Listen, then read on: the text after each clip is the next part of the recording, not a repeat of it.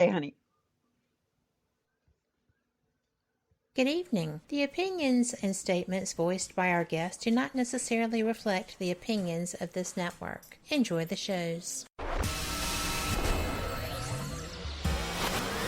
You are listening to WBHM Digital Broadcasting, Birmingham, Alabama.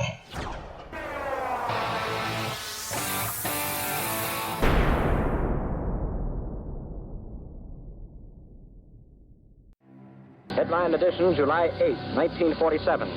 The Army Air Forces has announced that a flying disc has been found and is now in the possession of the Army. Army officers say the missile, found sometime last week, has been inspected at Roswell, New Mexico, and sent to Wright Field, Ohio, for further inspection. Now, historic films made in the spring of 1948 and just released show Eniwetok preparing for heavily guarded and still largely secret tests of new atomic weapons. The test's purpose is to measure atomic effects on thousands of different materials, 30,000 tons of them, not, as at Bikini, to prove military effectiveness.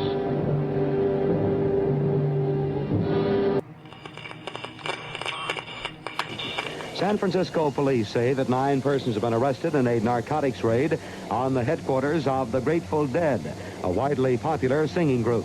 2 members of the group, Rod McKernan and Robert Weir, and their business manager, Danny Rifkin, have been booked on suspicion of possessing narcotics. 3, 2, 1, 0. All engine running. Liftoff. We have a liftoff. 32 minutes past the hour. Liftoff on Apollo 11. Tower cleared. Hey, we got a roll program.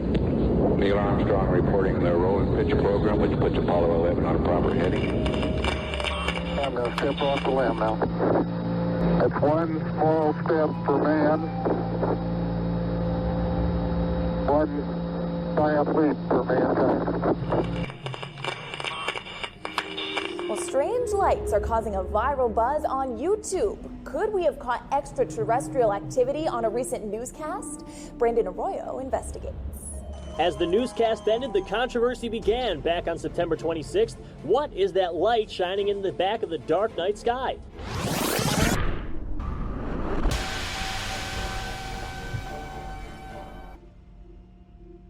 With coverage reaching all the way back to 1948, for over 70 years, Fate magazine has brought you reports of the strange and unknown, all of them true.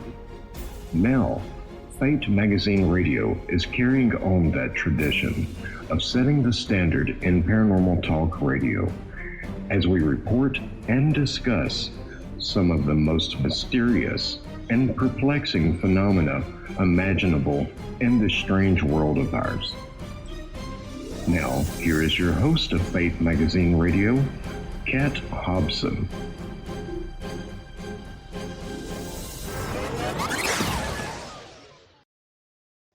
Good evening. Welcome to WBHM Digital Broadcasting. I'm so glad you're here because you are listening to Fate Mag Radio, the online voice of Fate Magazine, in publication since 1948 and going strong. I am really excited about tonight's show.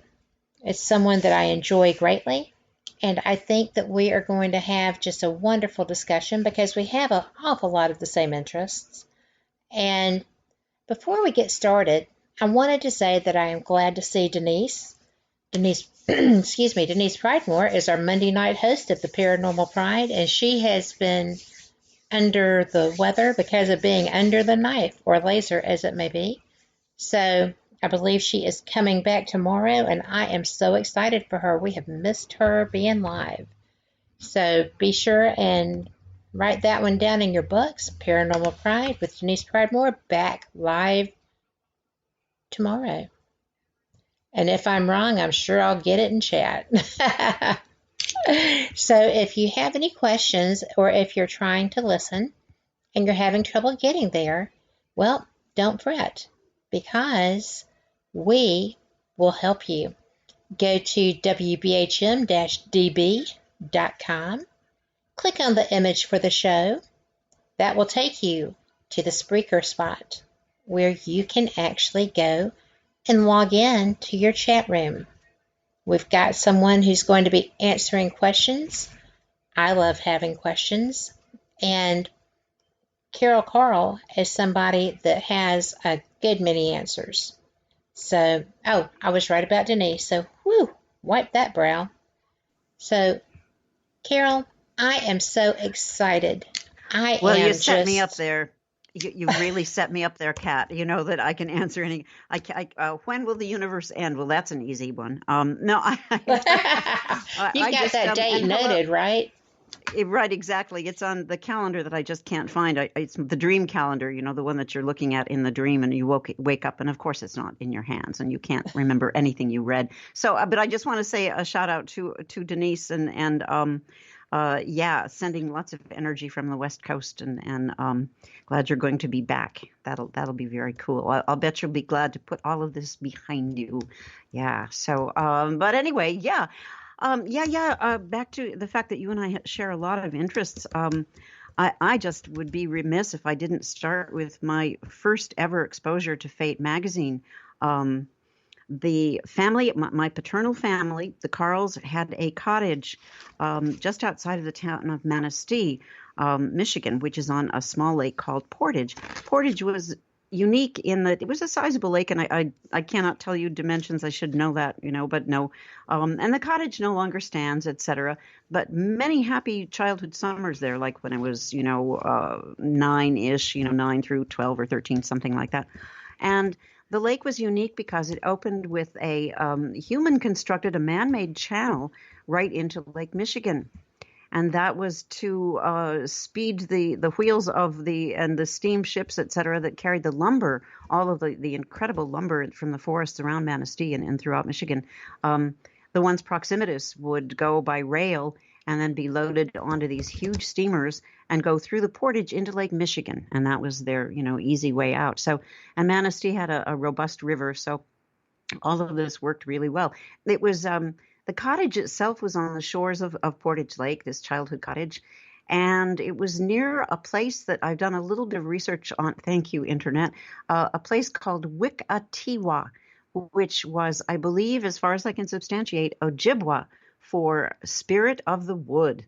Well, wow, how much more intriguing can that be? And it was carved on this little sign that hung outside of a group of cottages. And when I say cottages, these were sort of craftsman style, built turn of the century by lumber barons. They were anything but, little cottages. They were gigantic.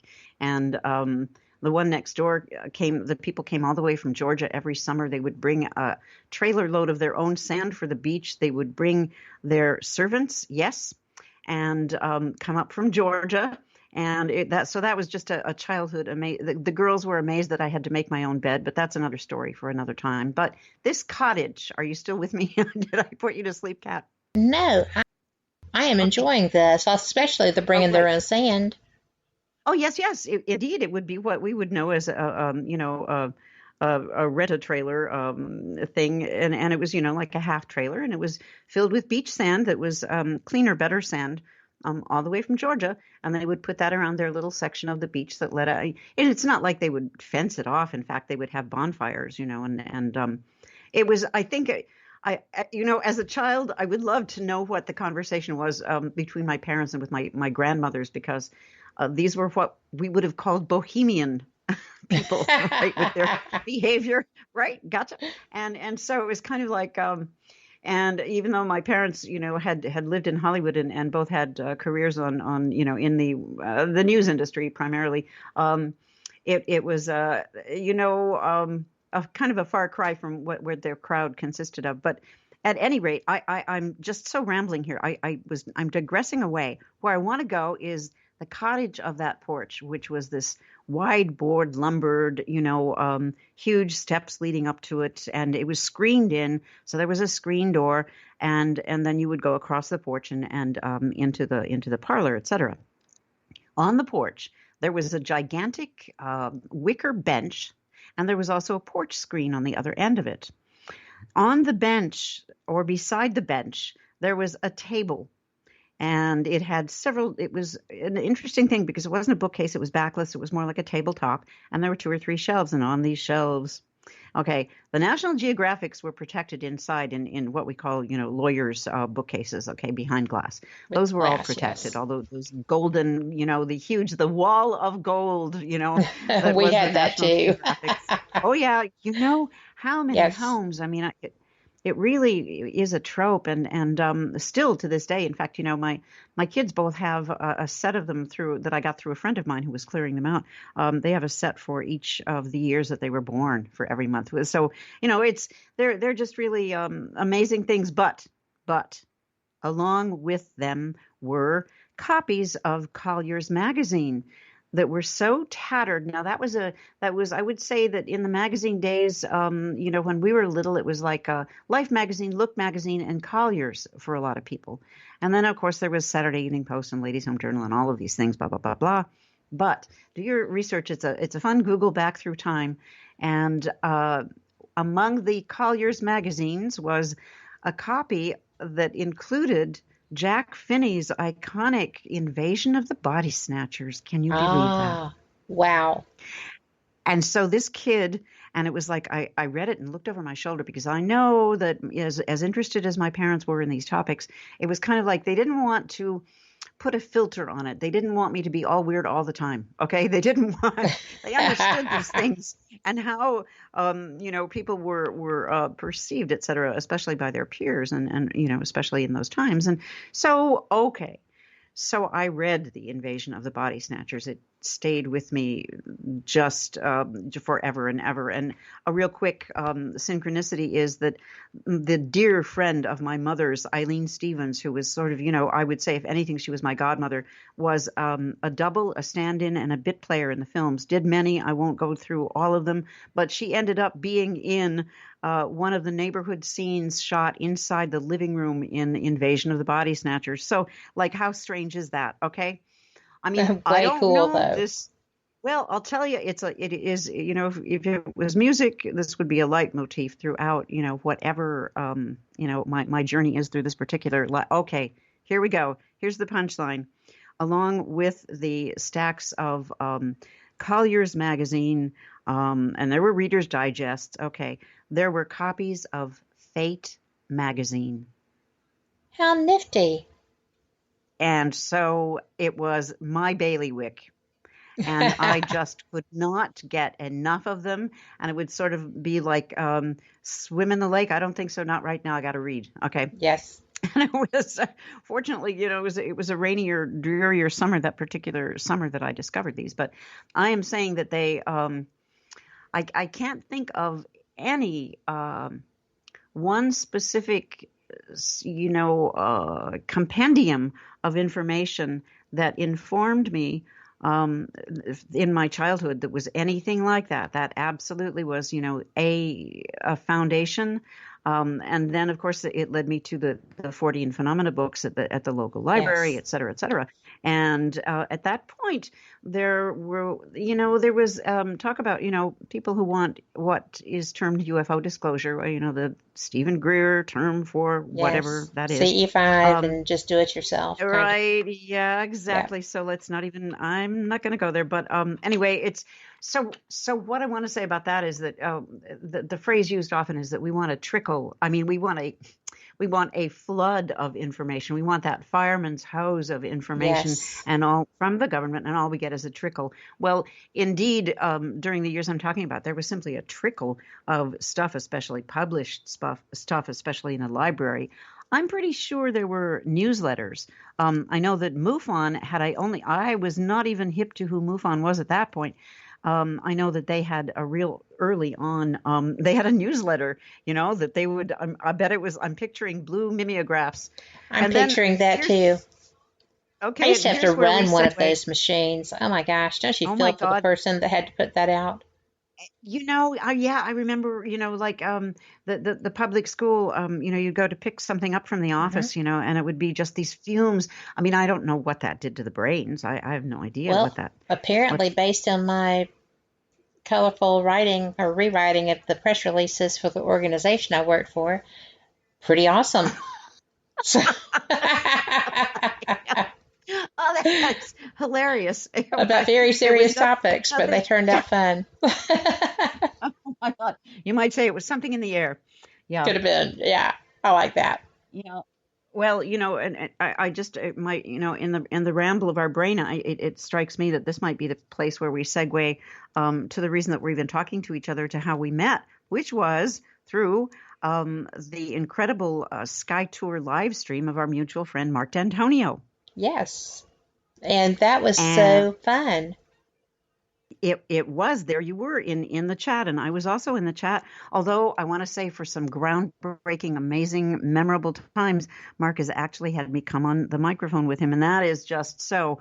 I can't tell you what an honor that is. It's kind of like, and I'm the one who asks the now what did we just see there? Question, right? Okay. Oh, I did not know that was you. But I'll tell you. Oh, yeah. Well, no, it's not me most of the time. Most of the time, it is his co-host for his Sunday show, which I think is happening right now as we speak on KGRA-DB, right? Yes. And, and in fact, I sent him a message earlier today that I'm not going to be able to listen. I'm going to be, on the air with your friend and mine and et cetera, et cetera. He says hello, et cetera.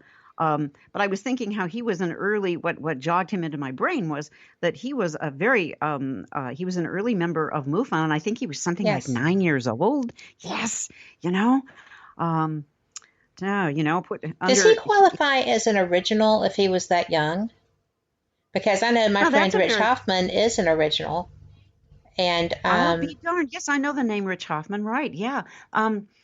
No, that's a very good question. Well, that's a question for Mark. Yeah. We'll have to ask him that. Yeah, indeed. And I can see us both bombarding him with the same question. Going, wait, what is this? Okay. But no, it's amazing. I was able to get him and get an interview with him through Bill Skywatcher, my producer for KGRA. Let's see, it was about a year ago, I think it was. And actually what happened was somebody bailed on me at the last minute, and it was like Don't you just hate that? Nothing. Yes, but it is so understandable. And this, I don't even remember who it was. I've brought, it's not embroidered any place in my brain. But it was sort of like, so I got in touch with Bill and told him what was going on. And Mark stepped in and saved my bacon. And so that was really fun. And yeah, so he's done my show a couple of times, and I've, as I say, been honored enough to be his co-host. But Amanda Curran is his regular Skype. Amanda, that's right. Hostess. Oh, she is, and she's fantastic. She's also, she is amazing. She is a Renaissance person. She's very tech savvy, and she does, for instance, for the KGRA show I Detective, which stars Marianne Robb, who is an active police officer in Arizona, by the way, and a MUFON field investigator, et cetera, runs the boot camp. But she and a man named John Savage, another man, I'm sorry, Matt, I don't remember his last name, with Chris DiPerno as host, I Detective. It's, their tagline is something like about cops, by cops, and for cops. Oh, and I think they should add the phrase, and the people they protect, because it is it's a compelling show. Yeah, and that is on Thursday afternoons or evening, depending on your time zone. KGRA has the schedule. Everything's all there on the website. But it is. So I don't know. Once again, in my digression, I had an actual target, which is now sort of like tangentially skewed. Well, it happens though, because when we were talking about doing this, and I was like, free flow. And that's what we're doing here. But sometimes I get lost in the weeds too. It just happens with that. But lost in the weeds, that is a goodie. But yeah, what I found with the free flow, as long as I take, and it depends, if I'm doing an interview with somebody where I really don't know the territory, and where there are a lot of dates to remember and important pivotal times, in like human history, et cetera.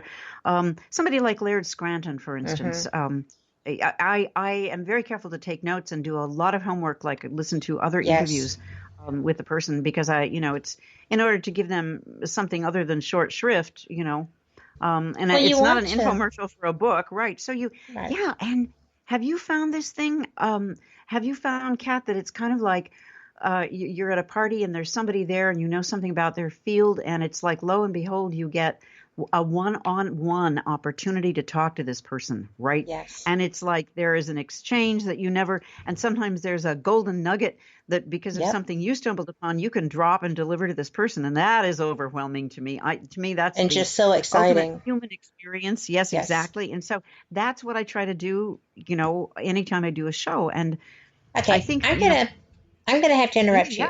And I apologize because you don't know this, but we have to take a break. And we will be right back. Everyone, please come back because you know what? We are getting into meat and potatoes coming right up. So it's awesome. We'll be right back. I say biscuit and gravy? Oh, that too. I can't do biscuits though, but we will be right back. I know, tragic, right? We will be back with Carole Carle, and y'all come back too.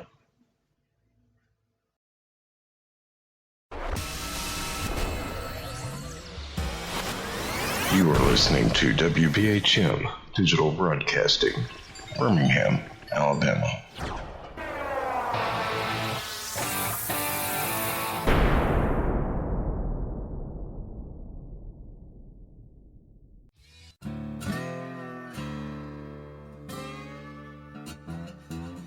Oh, come on. I'm Southern, but... nope. That'll do. Hello, I am Kat Hobson, host of Paranormal Experience here on WBHM Digital Broadcasting out of Birmingham, Alabama. I enjoy having guests from all areas of the paranormal, from ghosts to ufology to cryptids and beyond. You'll find some of the best researchers in their fields bringing you some great information. Join me on Wednesday nights from 8 to 10 p. Eastern here on WBHM Digital Broadcasting.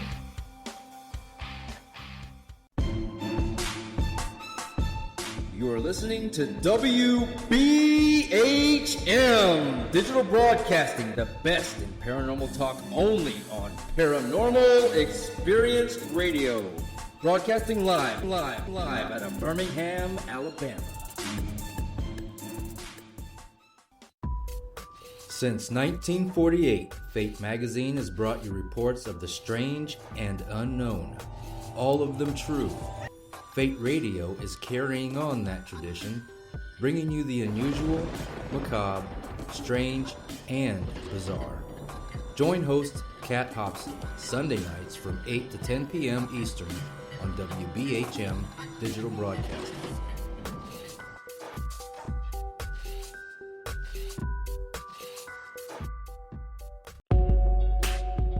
You are listening to WBHM Digital Broadcasting, the best in paranormal talk, only on Paranormal Experience Radio, broadcasting live out of Birmingham, Alabama.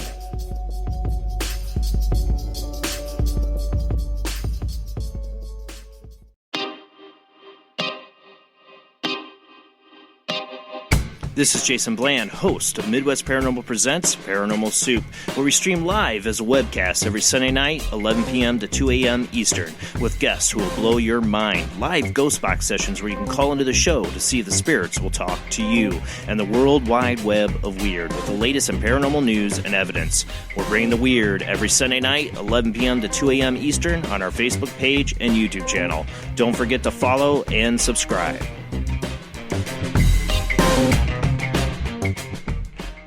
Thank you for listening to WBHM Digital Broadcasting out of Birmingham, Alabama. The time is 23 minutes after the hour. Welcome back to Fate Mag Radio here on WBHM Digital Broadcasting out of Birmingham, Alabama. I'm Kat Hobson, your host, the voice of fate, as it were. And I am so glad that you are here tonight because I have got a fantastic guest who is so knowledgeable on so many topics. She is also a radio host. Her show is Behind The Obsidian Curtain, and that is on KGRA-DB. And they are one of my favorite networks, too. If I'm going to be scooting around listening or checking archives somewhere or just delving into somebody's mindset, I like to go there because there's interesting people there as we have here. And I like podcasts. I like listening to people who have done them forever. I like listening to people who are just starting. And I will credit some of the KGRA people with nurturing me as I was trying to figure out how to do a network. Had the show down, didn't have the network. Two of my producers quit back to back, and it was like, eek! So Ray stepped in and said, well, what's a lot, kid? Not really. He didn't say that. God. I still haven't perfected my Race Hobbs impression. I don't know. Mark D'Antonio does a lot of really good impressions. Maybe he's got one, but, maybe I could get a tape clip or something. But Race Hobbs, oh my God, what a voice! Just it comes from his toes. It is absolutely, it's just. I wonder, I'm thinking he could sing. He could sing opera. Okay, but it's. I agree. So what a guy, and definitely. Just this huge founding force. I can remember hearing his voice for a long time. Even, but he was at one point, this is not, a deep, dark secret of any kind, but he at one point was, I believe he was one of the founders of Inception Radio Network, which is the first network that I was lucky enough to land on. And that was, that was just a real astonishing thing, because I was in the chat room for probably a year before anybody had any idea that I had any interest other than, just a regular chatter, right? In that I had any experience in broadcasting, acting, and any of that stuff. And so that was real interesting how that unfolded. And but it's so here I am. And when that went away, or actually I left the station before it went completely under political differences vastly. And I won't go into any of that, but it was kind of like I realized I was gonna. It was, I didn't have a snowball's chance, where of getting anything arranged to my liking in terms of.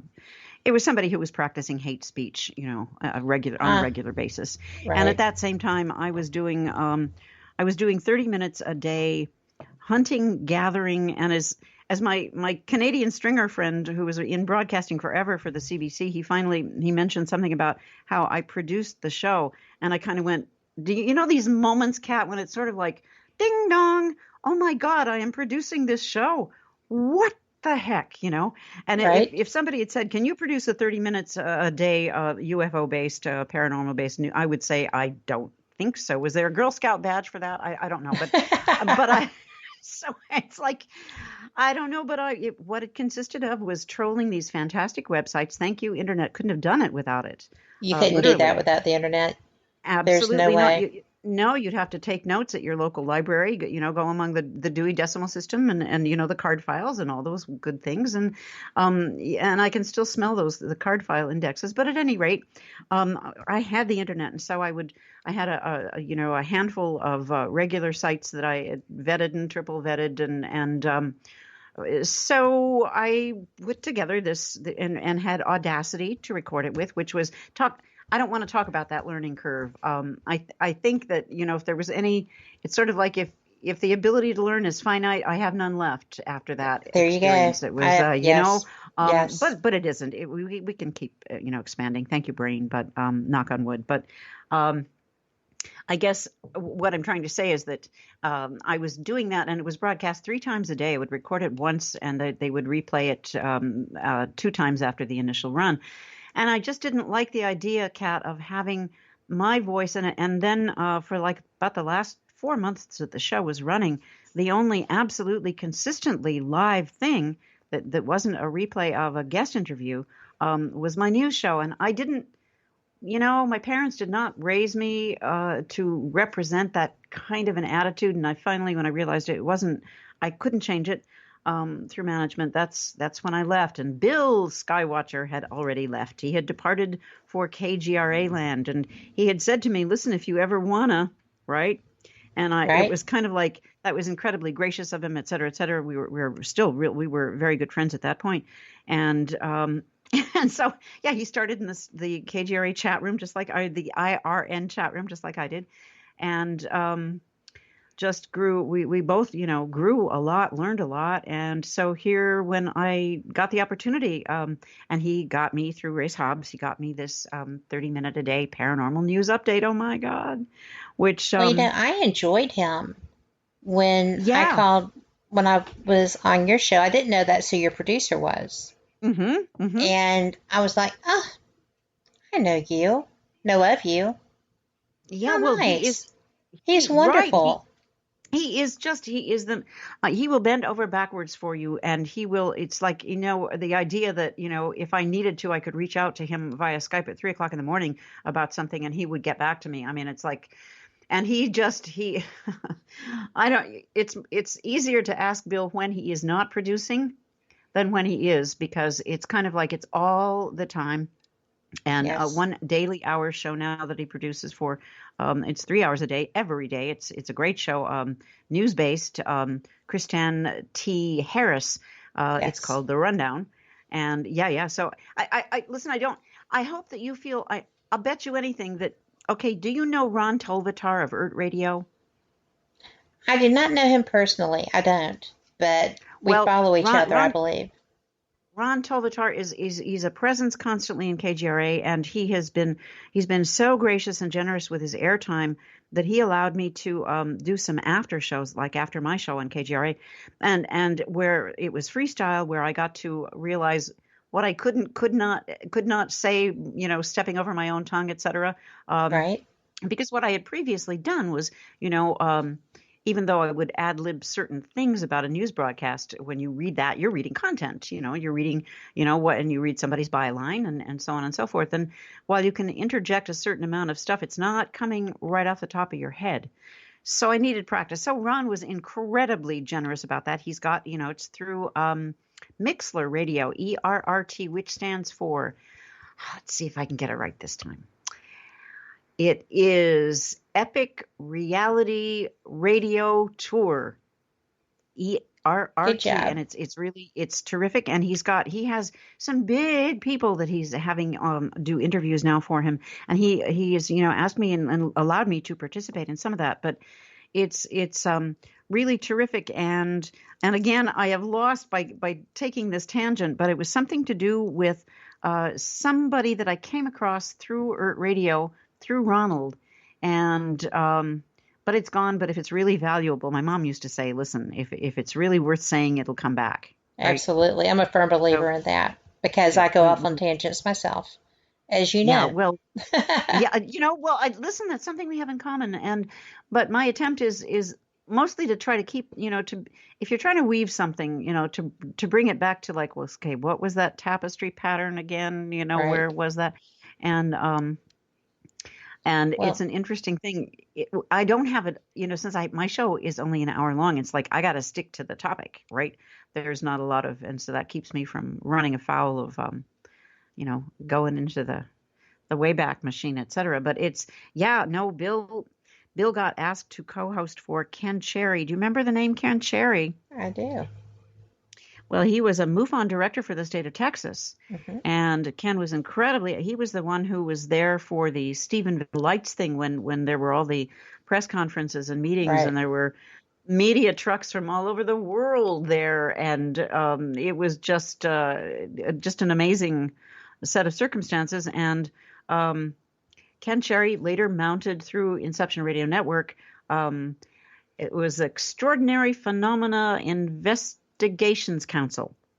And so, and at some point, Bill got asked, because he was asking all these fantastic questions in chat, posting them, he got asked to co-host that, or to actually they wanted to have him host 2 hours himself. And he said, I'll do it, but I don't want to. And he asked me to do it. And it was like, oh my God, right? So we were off, and we were so nervous. And it's so fantastic that we're both at this point, so comfortable on the air. That would have been about 2015, I think, that happened. And but it was like, we were so concerned, Kat, it was like, wait a minute, should I pour this water into a glass? Are we going to pick up the sound of the water bottle rattling? Okay. We're so uptight. We just didn't want to do anything, and when we had scripted questions that we were, trying to ask on so by the way, right. And then ask this very convoluted, technical question. And our guest was Louis Buff Perry, who is very schooled in the indigenous people of Canada and the upper Pacific, the Atlantic Northeast area.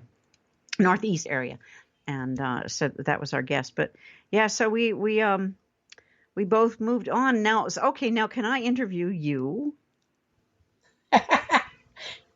Yes. I mean, again, I know I did on my show, but we just, it's like, I don't know. It's that thing, you and I were talking on break about radio time, how that's a real funny creature. It's like, there are times when 8 seconds are more like a minute and a half. There are times when 8 minutes are like forever. And it's kind of like, okay, and that's a wrap, right? But so now, I don't think that I got a question asked to you on my show. How, and if I did, well, we're just backtracking, but it's okay, because if it didn't stick in my mind, there may be others whose minds it did not lodge in. What started? But then you have to let me interview you. Oh yeah. Okay. All so right. Go ahead. All right. No. All right. Well, okay. Well. So. No. Go ahead. Okay, I'm kidding. we need the audio version of the talking stick. I'll hand it to you when I'm through, right? And then you pass it back to me, right? Right. Okay. So no. Do you want to say something? Because go ahead and ask your question, because what I'm going to ask you is going to take you a while. Oh. Okay. Well. All right. Well, here is your question. My question for you. When you obviously had an interest that was above the ordinary, it wasn't just a passive interest in all of this stuff that we would say would be in the contents of, for instance, an edition of Fate magazine. You obviously, you had that from, I don't know, you can tell me what age, but at what point did you say, I can do this on the internet radio? I was invited to be a guest on a friend's show, someone who had investigated with me, actively investigated, and knew that I was pretty much science-based, and also knew that I had what would be called like the woo-woo factor, which whoa, I got it. Yes. Yeah, I don't try to use that too much, because I'd rather be. So in other words, if I can document it. Well, and if we go into your closet right now, we're not going to find your woo-woo dress. Probably not. Yeah, right, no. Exactly. Cinderella dress, maybe. But Oh my God. Well, see, you know what? That's I can't think of a better woo-woo dress, but with or without the glass slippers. But that used to be a joke that would come up in the Inception Radio Network chat room. There was a show host, a woman who was saying that she was gonna attend this or that conference. She was trying to decide whether or not to wear her woo-woo dress. Right. No, if I go to a conference, then I am strictly business professional. I may go business casual, but I am business dressed. See that, and I think that is where a lot of people get it wrong in terms of. If you want to be taken seriously, there are certain things. I remember Chase Klutsky saying that when she was doing some lobby work in D.C., she had to play that game. She, Absolutely. I teased about her. What I called the Chase Klutsky costume, which was jeans, a long sleeve black T-shirt, and a white collared blouse, which was kind of like ironic because that was like that's my daily garb. But so she said, but that when she did this and wanted to be perceived as serious, that gravitas thing that just doesn't come with wearing jeans. It's until you get to be a certain status, and then I guess you get to do whatever. But and so you wear the professional. Okay, so when everything opens up and I meet you at a conference, I had to call her. I called her. Really? My first conference, my first ever conference, I was credentialed as media for the very first Alien Con. Wow. And my husband loves to play poker, so it worked out. We went out there, and I had a great time.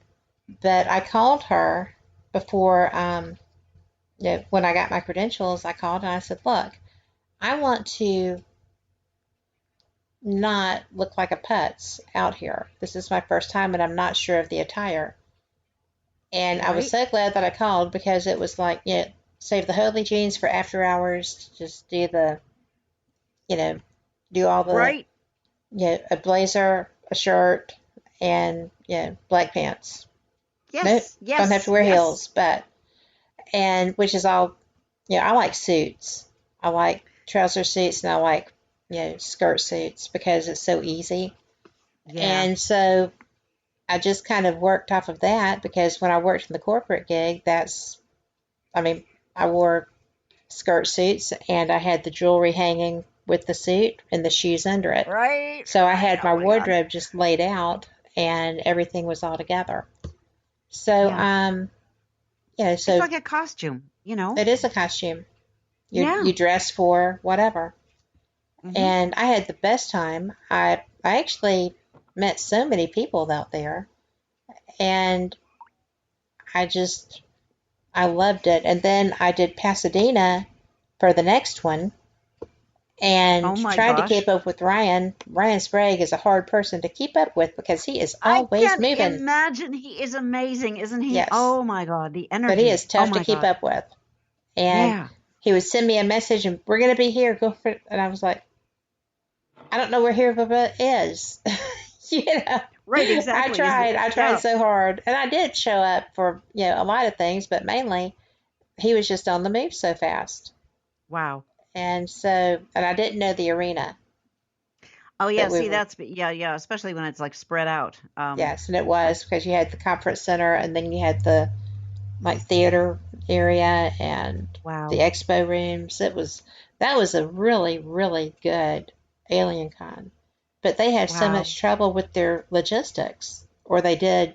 I didn't go to Baltimore or Dallas because I was doing other things for Baltimore, and I was out of town for Dallas. But it was so hard for them to get the logistics because that first one they expected 3,000 people, maybe. They got 9 or 10. Oh my gosh. Yes, in a small facility that was booked for other things as well, so there was no flexibility with the rooms. They were actually holding, it was George emceeing, and then Linda Moulton Howe, Nick Pope, Jim Marr, and there was somebody else. Oh gosh. And they were out in the exhibition hall because there wasn't any in the vendor area. Right. Doing their panel. Gosh. And it was that must have been kind of chaotic because if they were using, a mic, then there was like spillover and right? It was very chaotic, but they still had the rooms, but they did not have, it didn't matter who you were going to listen to, they were packed out, and people were lined up in the hall outside of them. It was very chaotic, and it was kind of interesting, but we have to take another break. Look at that. So we'll be right back. How does this happen? We'll be right back. Y'all come back too. You're listening to WBHM Digital Broadcasting, the best in paranormal talk, only on Paranormal Experience Radio, broadcasting live out of Birmingham, Alabama.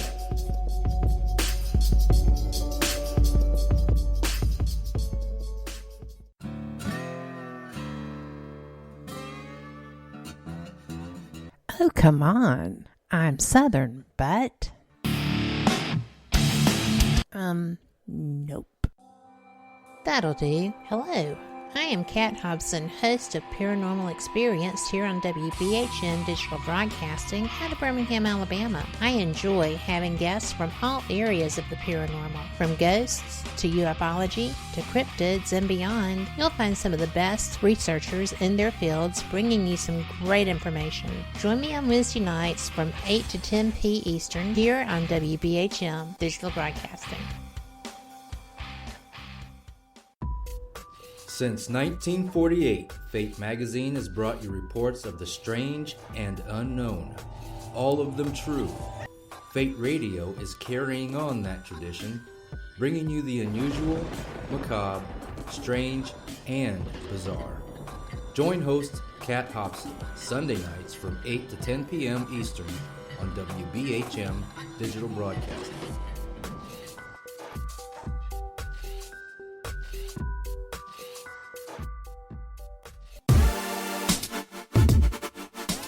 You're listening to WBHM Digital Broadcasting, the best in paranormal talk, only on Paranormal Experienced Radio, broadcasting live out of Birmingham, Alabama.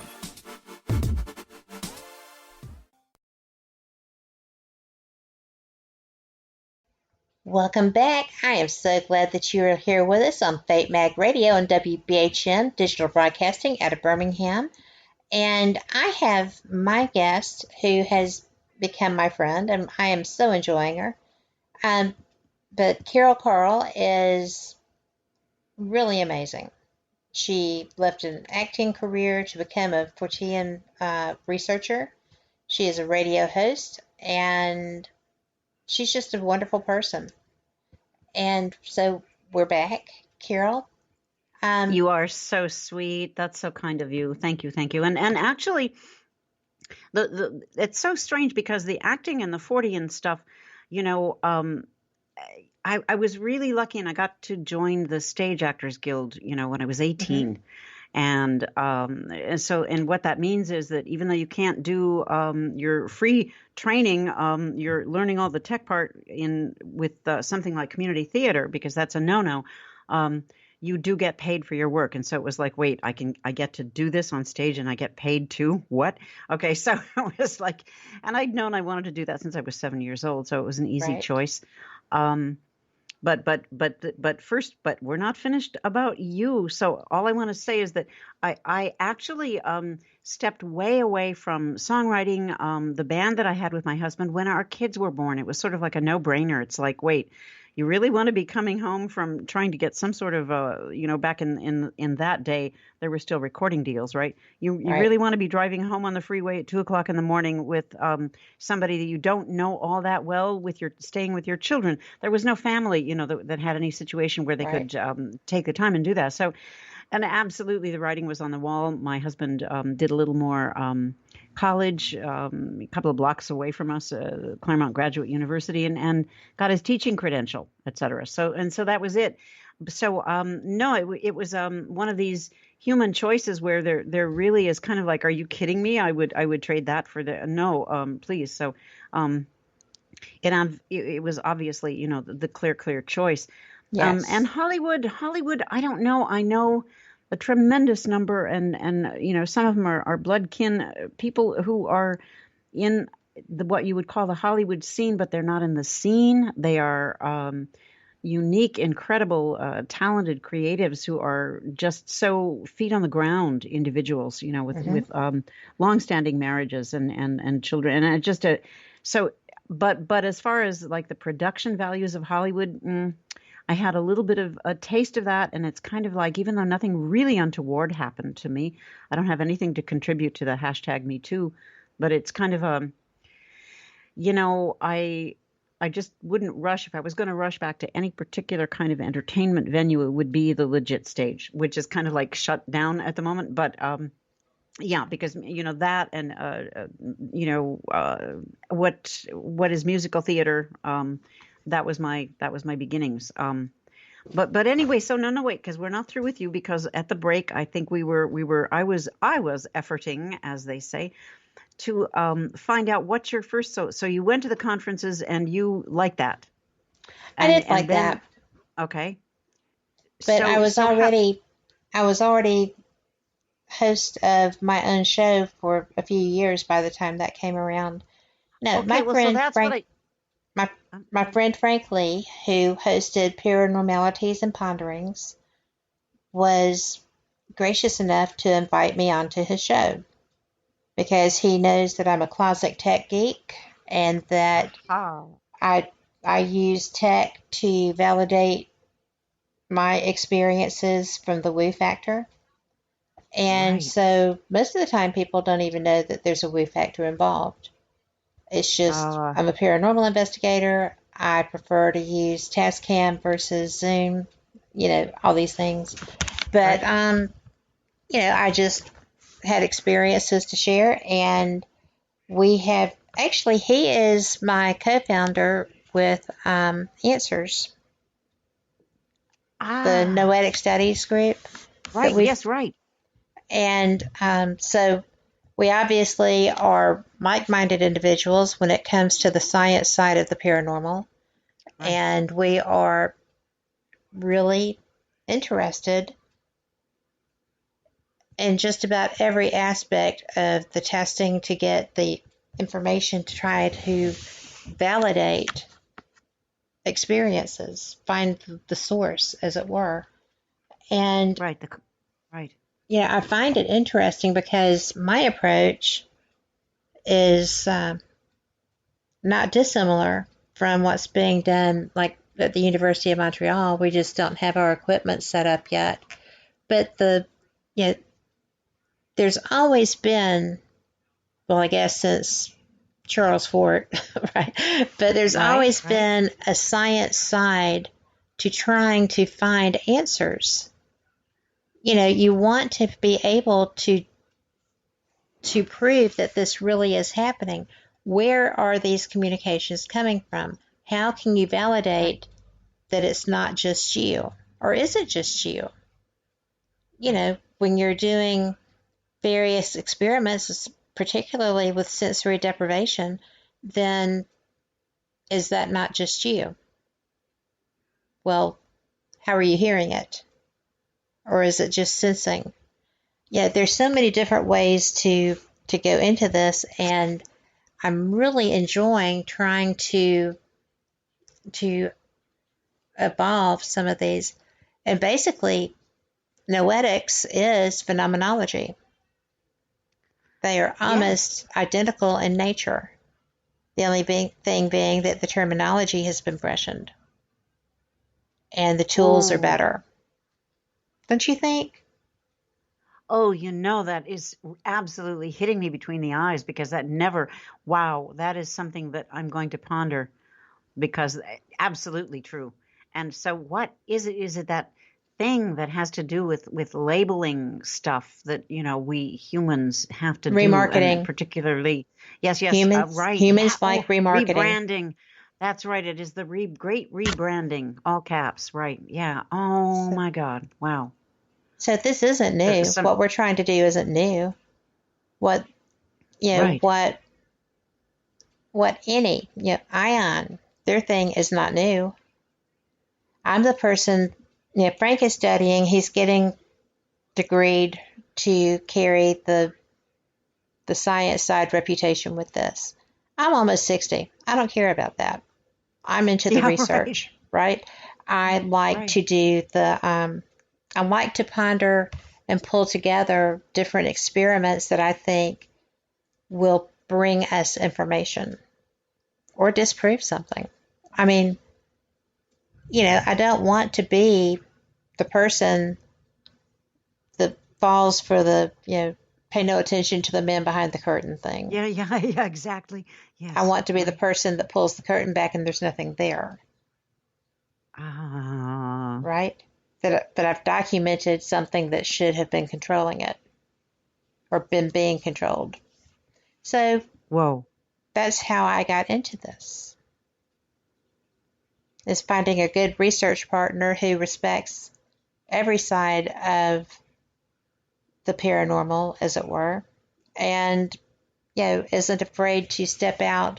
I actually had him saging a house for me one time because I couldn't get up on the ladder to get to the attic. So I have video of him saging, and I'm going to blackmail him with that till my dying day. Because he's not that guy. Okay, no, I can't let this go. So by you can't get up on that ladder, you meant you could not bring yourself to, correct? Oh, no, I just couldn't. The first step was a doozy. You could not physically. Okay, got it. Right, gotcha. No. Well, that's so nice. I just figure, the sage smoke will drift up to the corners I can't reach. That's what, that's my thing. But this was something they were actually having serious activity, and believe it or not, my question. Yeah, go ahead. We walked out the door of this house, and every time we finish a case or finish whatever, we do our little post-mortem thing before we drive off. And then we'll go and see our evidence and analyze it and see if our experiences in the post-mortem were found in the evidence. So we were standing there and we were just shooting the breeze, trying to figure out, stuff. And I was giving him grief about saging because he's like, whatever. But the people came out and they said, "Oh, thank heavens you haven't left. There was a horrible noise in the attic." And I was like, no way. So off we went. And, I will say I was scooting a little bit because I was trying to get in there, right? And there was nothing. Nothing had moved. Nothing had fallen. Nothing had broken. It was just incredible. So, and I will let people know that I am in Gulf Shores, Alabama. It's spring break. So I am not responsible for background thumps. But, thumps or motorcycles. Yes, and they have these trucks. Yeah. And why these kids have $80,000 trucks is beyond me, and just crazy. But apparently, lowriders are the. I said there's some serious conspiracy there. Yeah. With 80,000 trucks and okay. Yeah. Oh. But anyway, so my God. We had that case where they had the noise after we left, and nothing had altered whatsoever. So, and it wasn't a kid in an $80,000 truck. It wasn't a kid in an $80,000 truck. They're all here, but yeah, that's right. they're all outside my house. But it was so bizarre, and I think that's the first time that I actually questioned if that was something leaving, or if that was something having a fit because we had been there. Right? So or could it be having a fit because you'd been there and left? That's always a possibility too. I could not document anything that specifically spoke to me about what caused that. And nothing went home with you? No, nothing went home. I have had something go home with me in the past, but it didn't there. So okay, I'm gonna wake up in the night and think, what was that thing that went home with her in the past that she never talked about? Okay, so do you want to talk about it? Well, I mean, if you say no, I'm fine with that. But it's okay. I would. Okay. Oh, good. But I was doing an investigation, and it was a very negative environment for spiritual people. The person was drinking. They had firearms in the house. They took pot shots from their porch at small animals and had them taxidermied and had them in their house. They particularly liked foxes. They it was just terrible, and her energy was so negative. As she put it, well, I used to be a graveyard stomping, Ouija board playing, and I'm like, oh, I'm so in the wrong place. This is not my environment. I am not supposed to be here. And so we were outside, and one of the investigators was doing Reiki on her. And I didn't know that. I had my back to them talking to someone else, and I felt something smack me in the elbow. And it felt like one of those little spiky plant things. The what are those called? Somebody help me out here in chat. It's the like little balls. A burr of some. A burr. Yeah, a burr. Like Several a tree. Plants have those. A tree plant. Right. A liquid amber plant tree has those. The little spiky balls. Spikes on them. Yep. Yeah. Okay. Well, that's what it. Prickly pear. That's what I described it as when I first felt it. Right. But I was like, what the heck? And I'm looking around me, and out of the corner of my eye, I see him, doing it again. But I saw what happened. He was, instead of throwing the energy to the ground, he was just slinging his hands out. And I was just like, stop, stop, don't do that.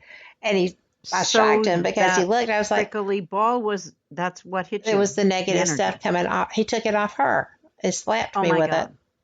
And so I could not get usually I'm very well shielded, right? And I could not get shielded under it. I couldn't get between it and, my skin with energy.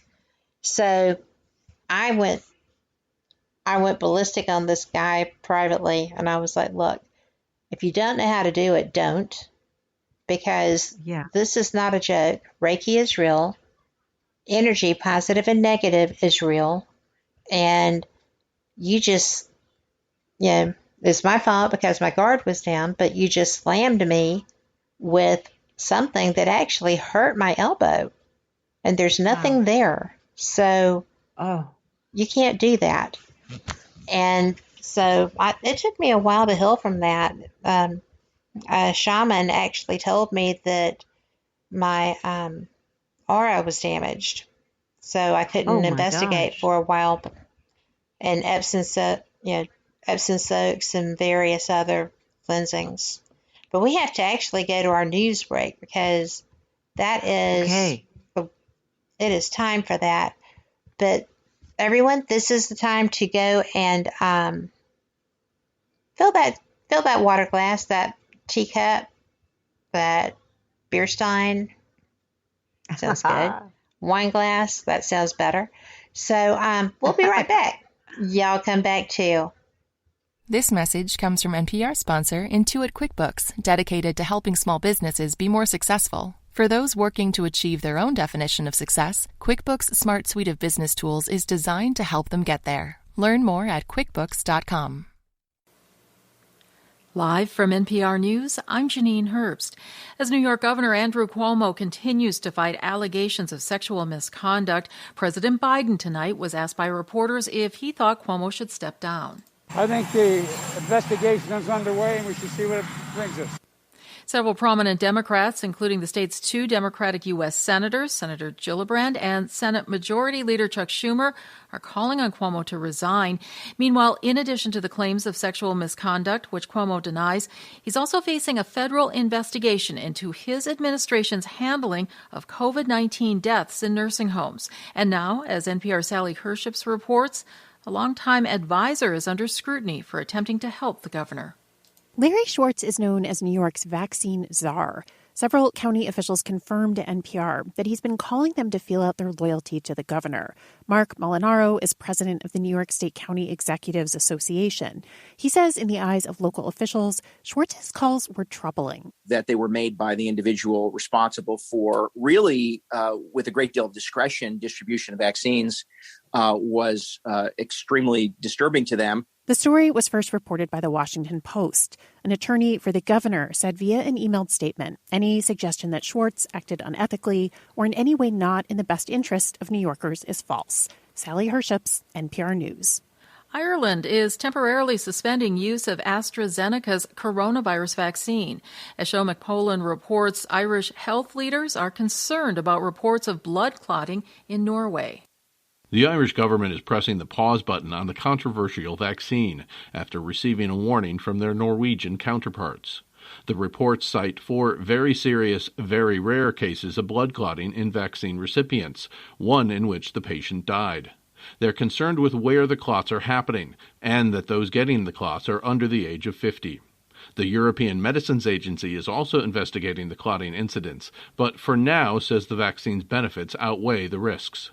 EU countries like Ireland already faced a shortfall of the British-made vaccine, in part due to bad blood from contentious Brexit negotiations.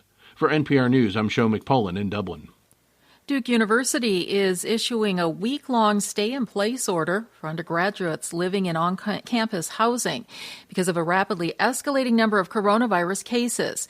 The university blames the rise in infections on several fraternity social gatherings. 180 students have tested positive, and an additional 200 are quarantined because of exposure. This comes just days after Duke withdrew its men's basketball team from the ACC tournament because of a positive coronavirus test. U.S. futures contracts are trading in positive territory at this hour. You're listening to NPR News.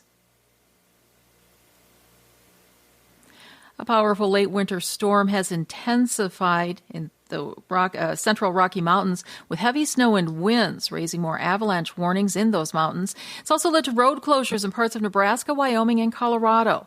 Thousands of flights were canceled at the Denver International Airport. Nathaniel Miner of Colorado Public Radio has more on the storm's impact in that state. James Cook was trying to leave his girlfriend's house in Denver. I caught up with him as he shoveled off his car. That was the idea, was to try and drive home because I'm so close, but I can't even see past like a block and a half, so I can just walk. I'm close enough that I can just walk. Major highways and even the state's main airport shut down after more than a foot of snow fell in the Denver region. More than 2.5 feet fell in the mountains west of here. The storm is expected to move out overnight tonight. For NPR News, I'm Nathaniel Miner in Denver. Filling up the tank is getting more expensive. The Lundberg survey shows the average price of a gallon of regular gasoline jumped 25 cents in the past 3 weeks to $2.89. Oil analysts say it's due to rising crude oil costs. The price of gas has risen 72 cents since November 20th. The highest average price in the country, $3.86 a gallon in the San Francisco Bay Area. The lowest is $2.48 a gallon in Baton Rouge, Louisiana. Asian markets are trading lower at this hour. The Asia Dow down about 0.25%. U.S. futures contracts are trading higher. I'm Janine Herbst, and you're listening to NPR News.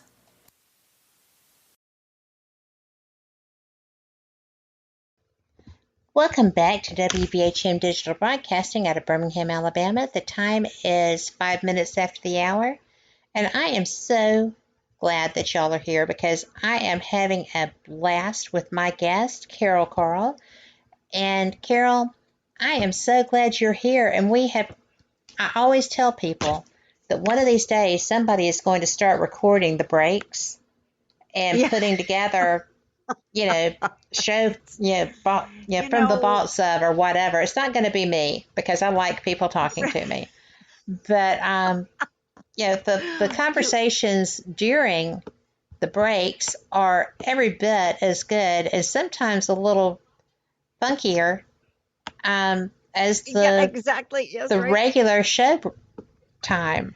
So, right, and as long as you're not letting the bad words fly or skewering somebody's character, I mean, it's kind of like, but I know, in fact, it's gotten to the point where Bill Skywatcher, my KGRA producer and dear friend, he will say something like, I'll be connected up. We're ready to go to air. We got like 5 minutes and the stuff, the banter is happening. Mm-hmm. And sometimes he will step in and say, listen, you guys, save it for the show. Okay. Right. There is some intrinsic energy thing with that. And I can the only comparison that comes to my mind is the fact that, as an actress, there would be times when I would absolutely, and this wasn't just me, this was, anybody doing this, you would nail a character, a line interpretation in an audition, okay? Mm-hmm. And you'd be lucky enough to be cast in that, okay? And when I say lucky, it's okay. So everything would align and you're cast and you get that role. And the entire rehearsal time sometimes seems to be spent trying to retrieve that initial moment, that authentic concept, that whatever was behind, what was the subtext to why I said those words in that manner kind of thing. And so I see it's that same kind of strange, energetic thing that I wouldn't even, this is like so, it's not nonsense, but it might be non-science because I don't know what goes into it, but it's maybe something to do with, intuition, inspiration. But it's some kind of thing that happens like during the break time, during shows. Yeah. So I love that dynamic, though. Well, I think that it's just, if you're doing it before and it's a new guest, then it's just trying to find a pattern for the conversation. Right. The rhythm of the guest. Yes. Right. Yes. And if it's a guest that you have spoken with before, like, you and I have just flipped roles here. We have spoken before and enjoyed each other. And so we already know that. So we're just on the banter period. we're sharing experiences and stories and guests and information, and because we have already understood that we're both professional at what we do, but we like each other while we do it, and it's just a great thing. So I think that's where being with someone, the chatting with someone that you've already been around or conversed with versus getting to know somebody's rhythm. We've already got the rhythm. We're sharing information. So you put that so well. That absolutely sums it up in a nutshell. Yeah. Thanks. And it's kind of like at this point, it's a very funny thing. There are some shows where I will feel nervous in the run up. I mean, it's kind of like, I don't know. It's sort of like, I mean, I was lucky enough to be on stage so much that I left stage fright, I left it in the wings a long time ago, but it's sort of, and there's a difference between stage fright and feeling unprepared. True. I hate unprepared. There is nothing I loathe more except being late. Right. And if I'm late and unprepared, oh my God. Those two things will just put me out. Yeah. Sherry said it's like girl talk. You're just catching up, or we're just catching up. Kind of, I guess. Yeah. But we're sharing stuff too.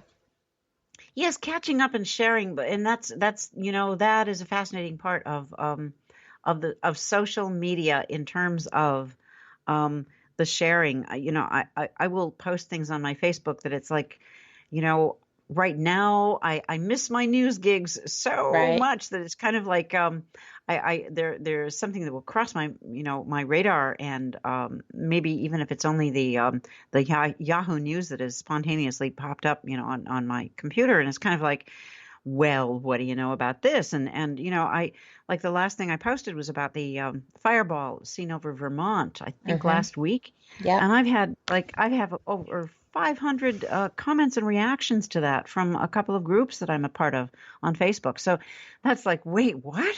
Oh my God, this is but it's like, I don't know. I probably, if I had to assign myself a day job with all of the stuff that I was born with, the gifts from some other source, and I would say teacher. I probably would have made a good teacher, because there is something, and I was an older sister. Okay. I was the oldest sister. And so I think that's kind of like, there's this nurturing, kind of deal, but it's like the idea that we can share this incredible information on several different platforms.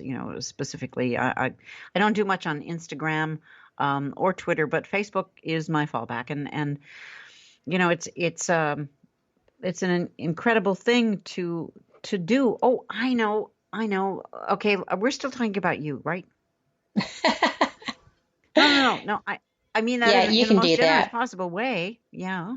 Yeah. Okay, so well, because I am just in such admiration for what you've got going here. You're a one-woman show. Oh, there's a lot of people that make this network awesome. We've got some great hosts and stuff, but I do produce everybody. See, so right out of the gate, I do not think I could do that. There would be such a learning curve. I would be, sliding down it forever. It gets, well, technology is sometimes a downfall, because I had a program Friday night that couldn't, the connection was so bad, and I wound up realizing that it was a Skype error, because my stuff was working, her stuff was working, we were working when we were pre-show, and then when we would get to start talking, when she would start talking, because she does a monologue show, it was like half the time you couldn't hear her. It was dead. Whoa. That's why when you said that you couldn't hear me earlier, I panicked a little bit. And I was like, oh no, I'm hearing you fine. And but there are those moments. I could not get one of my shows up one night, nothing would work. And I still don't know what the problem with that was.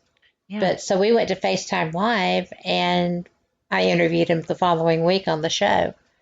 But it sometimes does give me problems, and I very much miss having my own producer so that I can focus entirely. Right, exactly. So, yeah. But, I can understand that, yeah. But I like doing it. It's not that I don't like doing it, but it's really kind of interesting because, like you said, I'm having to watch the clock for breaks, which is why sometimes my breaks are late. Yes, right. That's exactly. okay. Right. So, and you never know what you're going to get with live radio. Right. Yeah, and I know from past chat room responses that when there's a glitch, it's kind of like people are suddenly backstage, right?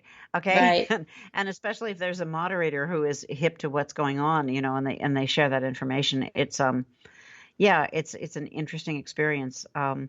And what's also classic is the fact that a lot of the big cable news networks, they experience these same problems. They'll have somebody's call drop, right? Or they'll have something that becomes so distorted, and garbled that you cannot make head nor tails of what this guest who's being, this expert is being interviewed is saying. And so, and sometimes they'll say, we'll try to get back to them. And sometimes they just can't get back to them. So, and it's everybody, it's across the board. So, it goes with the territory. We get so spoiled, we get inured to how this works, the efficacy when it flows. And then when there's a glitch, we kind of go crazy, Right. And the glitches are so rare as a rule that it shouldn't even really freak you out. But I don't like not presenting my shows in the best possible way. So, exactly. We are our own worst critic, I'm sure, but it just drives me nuts. Right. Oh, and you know what? I finally retrieved that thing in my brain. How minds are so strange, aren't they? At least mine They are, but never boring. Okay. Well, when I mentioned Ron Tolvatar of ERT Radio, yes, what I wanted to say was that he has this great phrase. It's not a competition; it's a community. It is. And so when I was plugging all those KGRA shows, et cetera, and Ron, and Ron with his generosity, he's amazing in that is his concept. And it's absolutely, if we had this community sense, if this was pervasive into all aspects of our human existence on this planet at this time, it sure would be a different place. But there seems to be this, it's like, the corruption of the phrase knowledge is power. And so I'm going to hold on to my power. And, you think I'm going to share that information with you? I don't think so. Right. And that does nobody any good. And it's kind of, makes me think of this horrendous meme of art dealers, art owners who will buy something on the black market, and they realize they have it in their own museum, in their homes. And unless you are fortunate, as the case may be, or not to be in their company, you never will see this work of art because they own it, yes. And it's not right. It just ain't right. Yep. No, it's not. But believe it or not, we do have to take a break. And this is just going to be... I'm outraged. I know, right? I can tell by your voice. But we'll be back. Y'all come back too.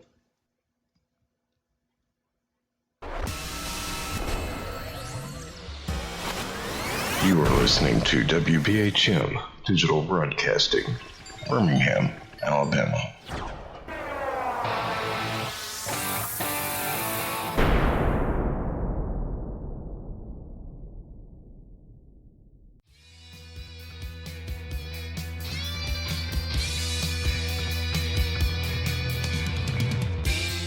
Paratalk Radio is your one-stop for all things paranormal, the unknown, and the supernatural. Join us every Monday night at 8 p.m. Eastern, 7 p.m. Central for discussions and guests on topics such as ghosts, hauntings, Bigfoot, UFOs, and more.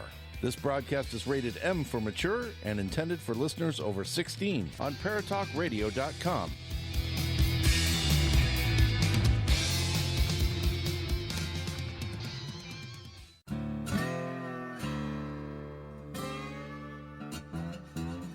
Oh, come on. I'm Southern, but...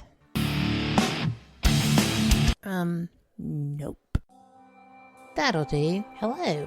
I am Kat Hobson, host of Paranormal Experience here on WBHM Digital Broadcasting out of Birmingham, Alabama. I enjoy having guests from all areas of the paranormal, from ghosts to ufology to cryptids and beyond. You'll find some of the best researchers in their fields bringing you some great information. Join me on Wednesday nights from 8 to 10 p. Eastern here on WBHM Digital Broadcasting. Since 1948, Fate magazine has brought you reports of the strange and unknown, all of them true. Fate Radio is carrying on that tradition, bringing you the unusual, macabre, strange, and bizarre. Join host Kat Hobson Sunday nights from 8 to 10 p.m. Eastern on WBHM Digital Broadcasting.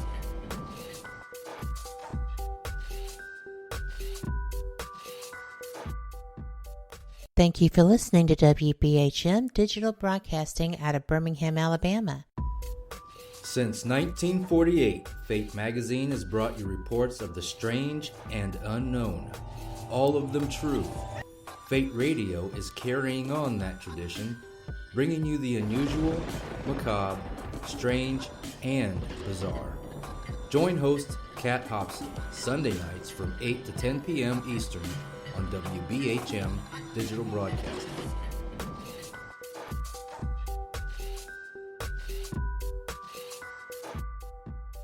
The time is 23 minutes after the hour.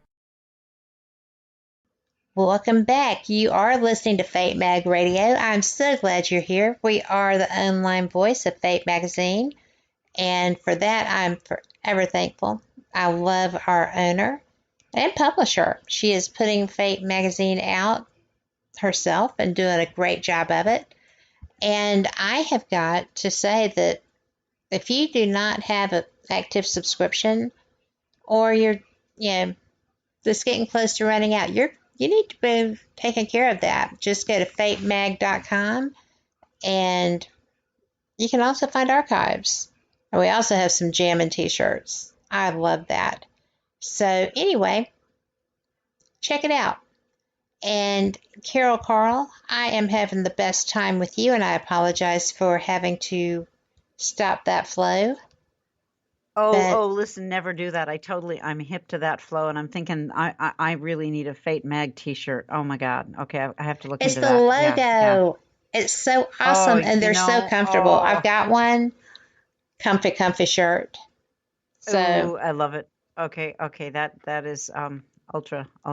So that's wonderful. Yeah. I am having such a good time with you. This is I love these unstructured chats where we can just sort of as long as we can sort of make it, it has to be sort of, something that the audience listening is able to comprehend. So we're keeping you guys in mind, and just really enjoying putting stuff out there. So I don't know. So you direct us, my dear. Well, I was just going to say that I love the quote that you shared of Tolliver's of the that we're a community, because that's not just by network. Right. That is by field of study, and it's by just being involved in the anomalous field. And, we're all following, Charles Fort and trying to, to try to figure out what is the structure of consciousness, right? We're trying to figure out how these communications are happening. And, when you get into, the quantum chromodynamics that are, supposed to be helping us with this, a lot of times they're not. they're bringing more questions to the fore. Right. And well, but on the other hand, when we answer those questions, does that perhaps not take us closer to an answer? Well, I think that what I am finding in dealing with the whole quantum side of these studies and investigations is that they are not necessarily providing answers, but they're guiding the questions down a more structured path. There we go, guiding. Right? Yeah. And right. I will say that quantum entanglements threw me for a while. Yeah. Because they just Spooky drive me action at a crazy. distance. Yes. They drive me absolutely crazy. And then we get into, I don't know how widely this is, but the subset that we can call quantum human entanglement, which is like really deep. It's kind of it completely that phrase answers so many of my own personal questions going way back. Yes. That it's kind of thrilling, and yet okay, let's can you do this in a lab? Can you recreate this? Is it more than observational science? I mean, and that sort of makes you kind of crazy. But the idea that I wish, and I've got to do this. I have to put this on my gotta do this list. There was a gentleman who was a professor of, I just can't even nail his discipline. He had a class full of grad students. He might have been a biologist, but that seems a little bit mundane for what I'm talking about. You might remember this. Within the last, 20 years, he had a group of plants, all of the same variety, and they were in the same kind of container. They'd been grown from the same starter plants or seeds or whatever, nurtured, etc., exactly identical conditions. He had a group of students move through these plants, and I pictured this. I don't know if it was described or if it was just my wonky mind, but they were, the plants were side by side along a long set of tables. He allowed a group of his grad students to walk through, and I can't be specific on this part. The positive and the negatives. There was at least one student who tore leaves from the plant. And the plants, these plants also, by the way, the part I forgot, I know. The part I forgot was these plants were hooked up to electrodes to measure energetic something or other. And this is over my head, so I apologize. But the situation was that on the second walk through past the plants, and I'm not sure how much time had elapsed, perhaps 24 hours, the plants responded with negative information when the person who was the leaf tearer approached them. The leaf tearer, it really is T-E-A-R-E-R, but I just now pictured it T-E-R-R-O-R, right? Either way is appropriate. Terror, right? The same outcome. And, right, exactly. As far as the plant's concerned, right. And so this was used because it was a scientific situation and setting. I cannot speak to peer review or anything like that, but this is and I've got to find out the professor's name and the university. I want to think that it was an Ivy League university. I picture the East Coast, but again, this is blurry in my memory, but that kind of thing. And then of course we've also got Carillion photography. Hello, which the infamous photographs of the plant. And then these little vibrational glowing pieces where the edges of the plant were torn. And in other words, there is an energy coming from the plant. And when that energy is disturbed via a leaf or a part of a leaf being torn, there's an image, etc. But also Carillion photography was used, for more than that. I think it might have been did it morph into aura photography? I don't know. I think it did go into photographing auras because I think that would have been like the mid to late 80s. Well, maybe even before that, the Soviet Union was doing all kinds of investigation. There was a book, Psychic Experiments Behind the Iron Curtain, I believe. Yes. And, earlier today I could have told you the names of those authors because I had the book once upon a time.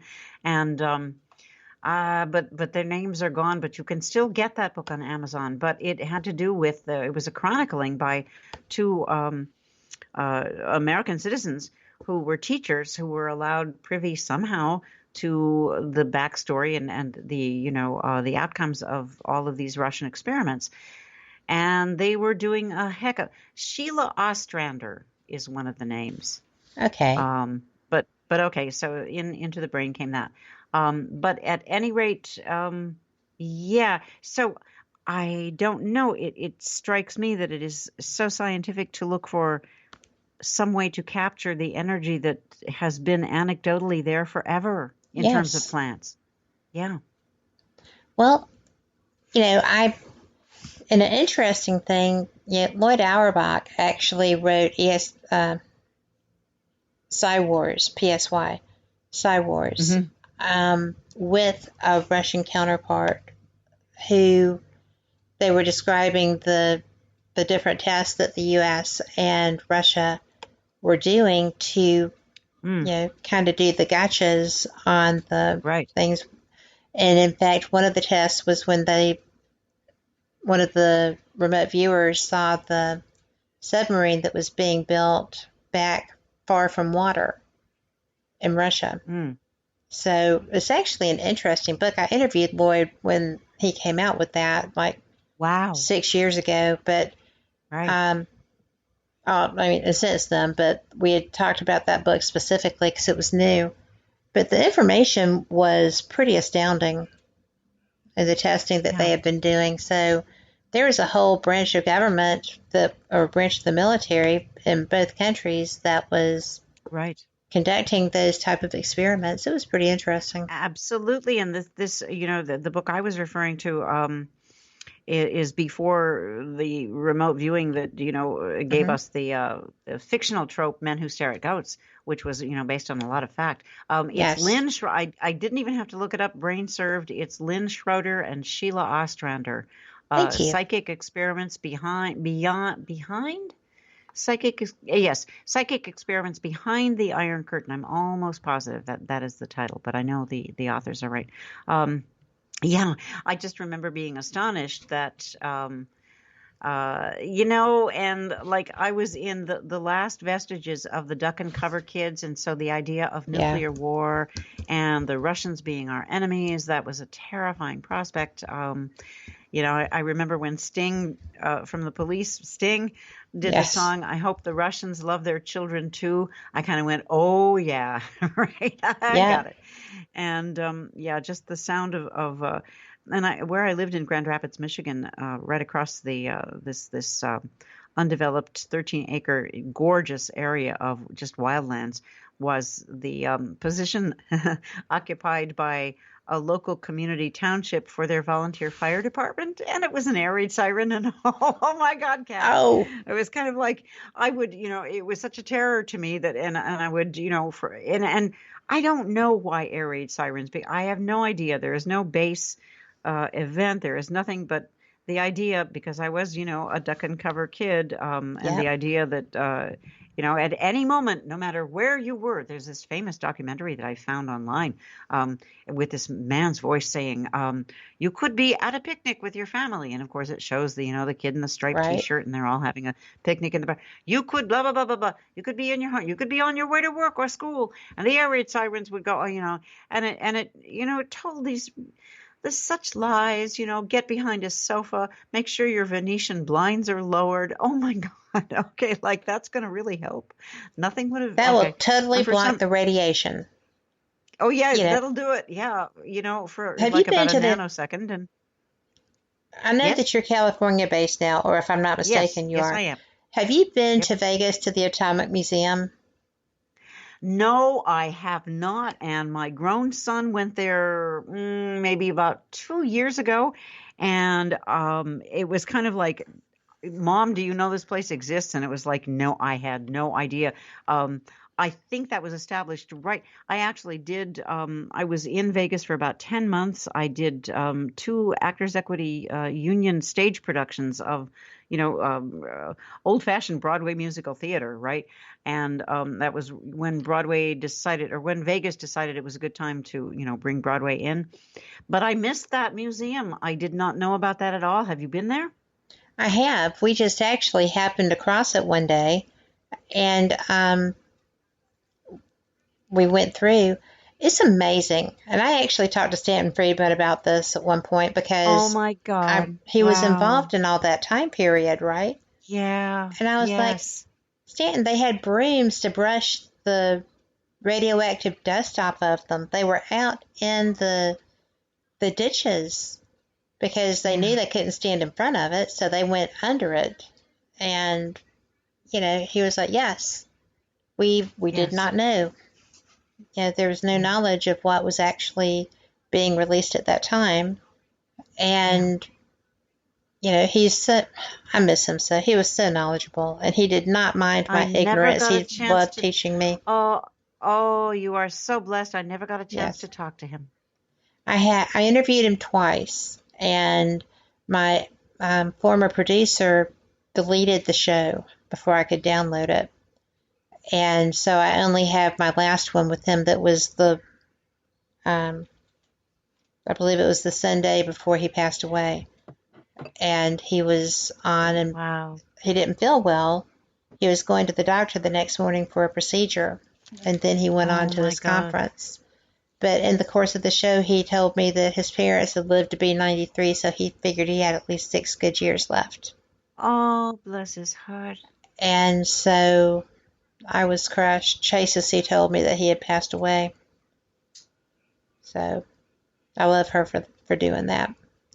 But anyway, I got a chance to. Oh, he was fabulous.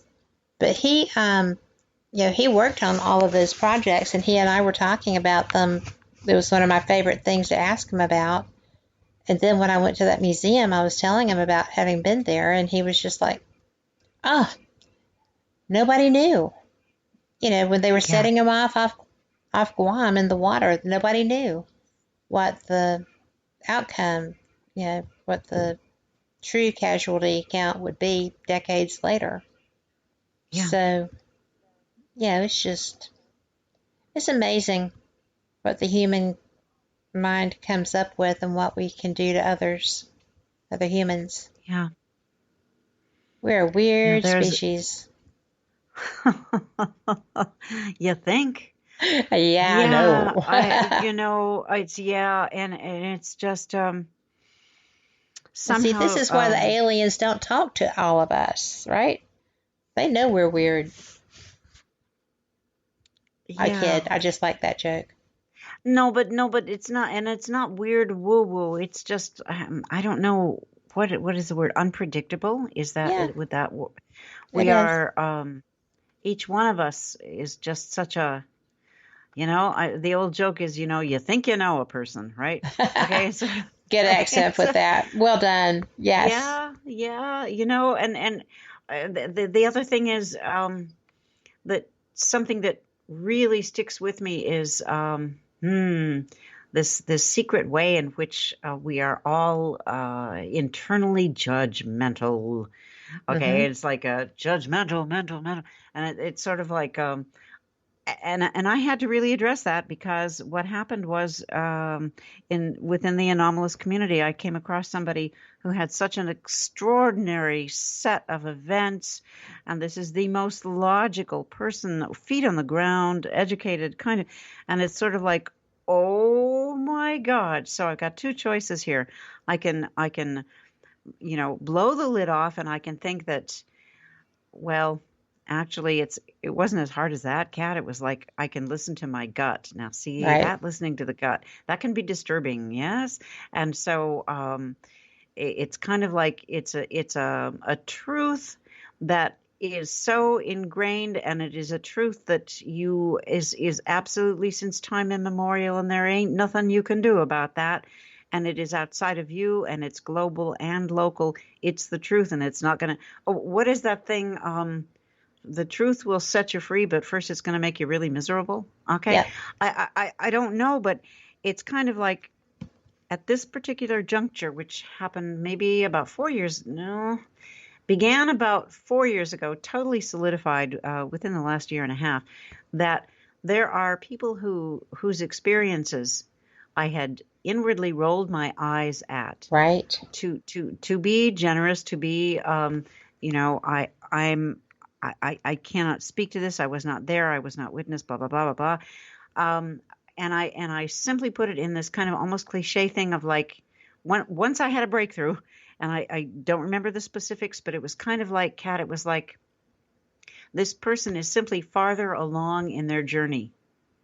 I have not yet come to these crossroads. I have not had these experiences with my moccasins, if you will, my feet in the moccasins on the dirt of that road that is unknown to me. And then I would look at some of the things that have happened to me that are absolutely inexplicable. And I began to, almost unwittingly make this comparison, this spreadsheet of like, well, how come my strange is completely real and you're going to roll your eyes at theirs? Right. I'm guilty. I think we all are guilty. And, because we know what happened to us, right? Yeah. Yeah. So obviously we're in tune with this. Yet we're so quick to judge others who, a case in point, missing fetuses. Oh my God. Okay? I struggled with that forever. I know two women that I have talked to, one I interviewed, who wanted to let me know that this had happened. The first one had been in a relationship, she said, with an alien, and oh my God, they took the child, and she still gets to like visit or whatever. And the other, oh my God, had a missing fetus moment.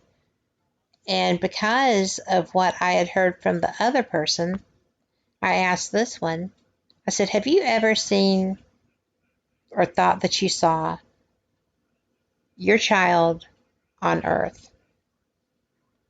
And she just kind of looked at me like I was like throwing a horn or something. And I said, no, really. I said, because I know another woman who went through this who is actually allowed to see her son. So all I'm asking is, have you had an opportunity, in your opinion? Have you seen your child? And she said yes, and she's a girl. And I saw her across the street from my house. Oh my God. And I was just like, oh, no way. And that was so hard for her to say that I didn't think about it being that hard, right? But she had lived with this loss her whole life, and then, she thought she saw her and recognized her own child.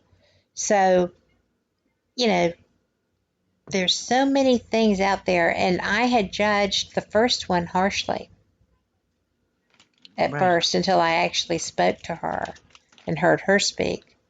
But it was an interesting thing. It was so different. So, we have to take our last break.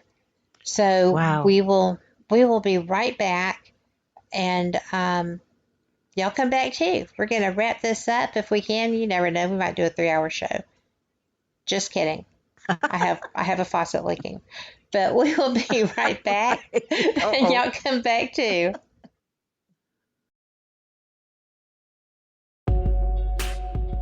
You're listening to WBHM Digital Broadcasting, the best in paranormal talk, only on Paranormal Experience Radio, broadcasting live out of Birmingham, Alabama.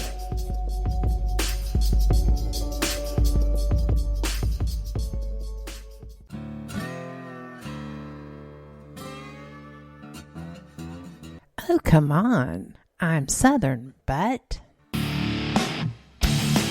nope. That'll do. Hello, I am Kat Hobson, host of Paranormal Experience here on WBHM Digital Broadcasting out of Birmingham, Alabama. I enjoy having guests from all areas of the paranormal, from ghosts to ufology to cryptids and beyond. You'll find some of the best researchers in their fields bringing you some great information. Join me on Wednesday nights from 8 to 10 p. Eastern here on WBHM Digital Broadcasting.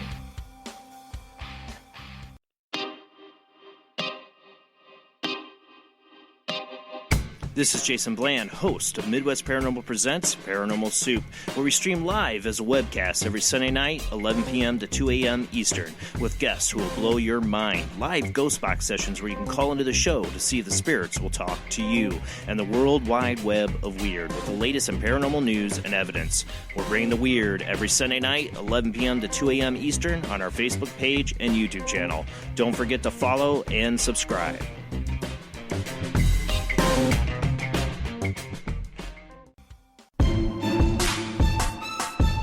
You are listening to WBHM Digital Broadcasting, the best in paranormal talk only on Paranormal Experience Radio. Broadcasting live out of Birmingham, Alabama. Thank you for listening to WBHM Digital Broadcasting out of Birmingham, Alabama. The time is 45 minutes after the hour. Welcome back for the final segment of Fate Mag Radio, and I am so glad y'all are here. I have been enjoying my guest, Carole Carle, and Carole, our audience has been enjoying you too. I am. That's good to know.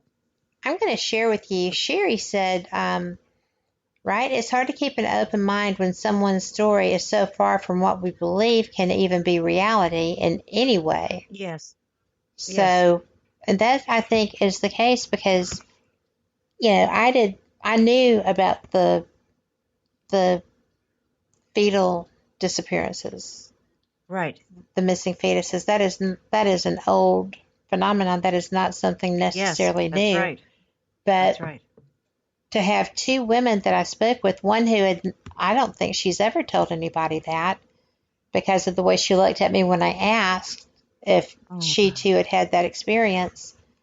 And I mean, I will never tell anybody who that is because she deserves that privacy.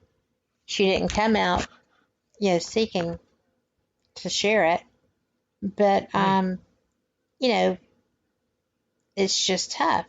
The other one, of course, has written books about her experience and shares it pretty willingly and freely. And I think if that's something that she's comfortable doing, I'm more power to her. I think that would be very difficult to do because you have to know you're going to get some pretty highly raised eyebrows sometimes, and yet she stood on her truth. And the first time I saw her, she was speaking at a conference. So I wonder, sharing that. Do you remember her name? I do. Do you not want to say it? I don't really want to say it. Because then I won't, because I think I do know this individual. And I know there is a documentary that Chase Klotsky was very much involved in called There Is a Word Before It, and I can't remember what that is, but so the part of the title is The Seeding. Do you know what? I do know that they actually won. She was the executive producer on that. Chase was, I believe. I see. Uh-huh. But Jeremy it was Jeremy's Corbell, movie. Right. Yes, yes. And just recently I found out that our mutual friend Mark D'Antonio is in that documentary. He was in that. Yeah, so I'm going to see if I can try to take a look at it. You should. It's on, I think it's on Prime. Oh, terrific. Oh, good. Okay, because I do have access to that. All right, so that's a good prompt. But, that is such a dicey thing because we're talking about, and I don't know if this gets misogynistic. I'm afraid that it does, but we're talking about the don't you worry your little head syndrome, and we're talking about how it's all in your mind, has been passed off on females for a long time. How far back do you want to go? I don't know the historical origin, but the idea that there is also so in other words, these women they weren't really pregnant, they were just traumatized, blah blah blah. But then you have this very real physiological condition. I don't know the exact medical term for it, but it is called false pregnancy, and it is when the body tricks itself into believing, and so you have all these early onset first trimester pregnancy indications. It's not accurate. It doesn't happen. There is no fetus. And I guess with every case, maybe there's a different reason why this manifested. But these women are not. They are not that. That's too easy. That would be. No, they are not that. Right. And especially, I think the seeding, the film, the documentary, What is the Beginning? There are like 2 words before that, the rest of the title. But at any rate, there is a woman who's lesbian who had never been with a man. And this created chaos in her relationship because she found herself pregnant. You just can't look. And the other thing is, this is terrible, but when it's somebody who has never had any interest at all in ufology and UFOs and anything anomalous and nothing to do with the paranormal, it's a big heavy hit that suddenly these people find themselves in situations that are, considered fictional. Right. Yeah. Or they're treated as though they're fictional. Exactly. Right. Yeah. I, in the first instance, the woman who came out and was very public about it, had been, I think her first encounter was at 12. And it went on for, I guess it still goes on now. It continues. Oh my God. And the second one, if I'm not mistaken, was a generational experiencer. A generational abductee. But it is, it's just interesting. Sherry in chat says that she had that. It's called a blighted ovum. The pregnancy sac formed, but no baby grew. Yet she had all the symptoms of pregnancy, and she had to have a DNC to remove it. I am too. Sherry. But it was between her middle and youngest son. Wow. So, I'm sorry, Sherry. Yeah. Hope you're feeling good. Well, wow. I'll tell you, she is, she's a spectacular human. So, pretty cool. I think. Wow, that's great. That's beautiful of her to share that. Yeah. And always positive. Even. Wow. Yeah. Even with things, she's always positive. That is some gift. I know, right? It's just, it's just really neat. So God bless you, Sherry. We're thinking about you. Always. We have 7.5 minutes. What do you want? 7.5 minutes. Holy bananas. I know, right? 7.5 more minutes, right? From here. Yeah. No. I'm so greedy, but we'll just keep adding. No, I just want to say that you are so unique, and this is so cool to be able to touch bases, touch voices, the voice to ear, and the fact that this is, hopefully being appreciated by other people. My God, that is like, I don't know, how did we get so lucky, Kat? It's something I'm so grateful for that I can't really express without just getting all blubbery. But it's kind of like I never saw this coming. I really thought that my days of being able to communicate, share stuff, that whatever little bit was behind me. And also there is this thing that when actresses reach a certain age, it's kind of it's this hysterical cliche of they all want to direct. Well, yeah, because, part of it is, unless you are, I only had this opportunity one time in a musical to invent a character. It was a, an original musical. And,